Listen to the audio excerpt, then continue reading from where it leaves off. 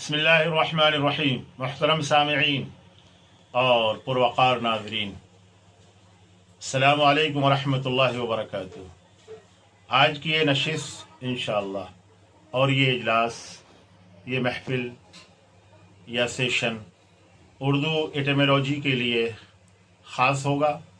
इसमें दो लफ्ज़ आशा और दूसरा लफ्ज़ आश्ती, इन पर बहस होगी और इनकी साख्त, बाफ्त और बनावट कैसे हुई और इनका इस्तेमाल उर्दू हिंदी में जो होता है उस पर रोशनी डाली जाएगी। मुलाहिज़ा फरमाएं, आशा लफ्ज़ दो हरफों या दो लफ्ज़ों से बना है। एक आश, दूसरा हर्फ अलिफ है। लफ्ज़ आश फ़ारसी का लफ्ज़ है, पर्शियन ओरिजिन वर्ड है, या यूँ कहिए कि फ़ारसी भाषा का शब्द है जिसके माना पानी के आते हैं।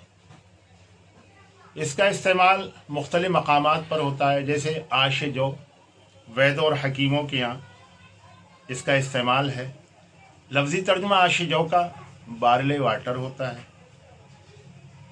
अलबत्ता हकीम और वैदों के यहाँ ये ख़ास तर्ज पर बनाए गए खाने का नाम है जो मरीज़ों के वास्ते, रोगियों के वास्ते एक ज़ूद हज़म, ईज़िली डाइजेस्टेबल और ताकतवर पोटेंटिव ग़िज़ा और डाइट है।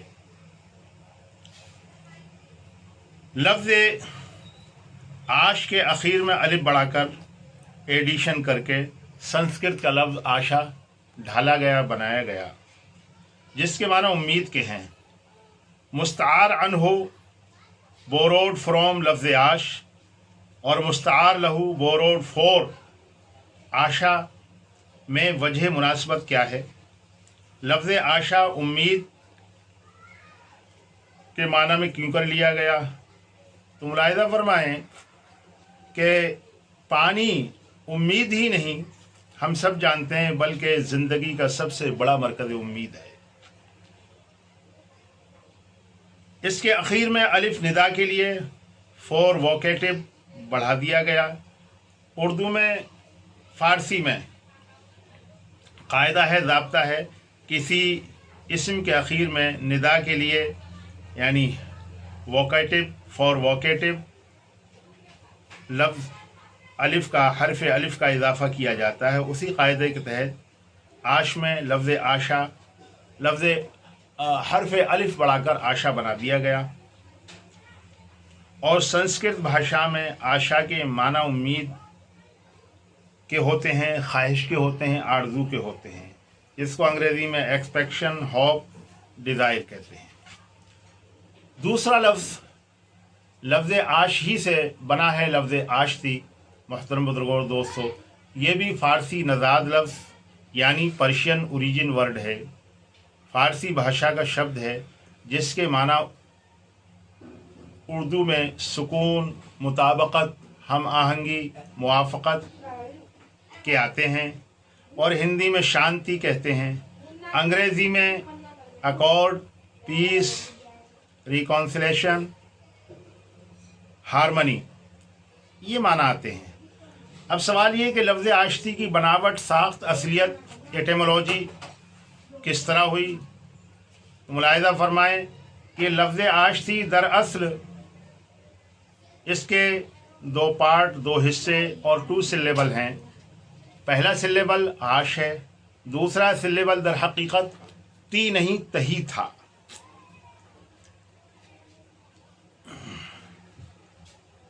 आश के माना पानी, वाटर, जल, और तही के माना रिक्त, एम्पटी, खाली के हैं।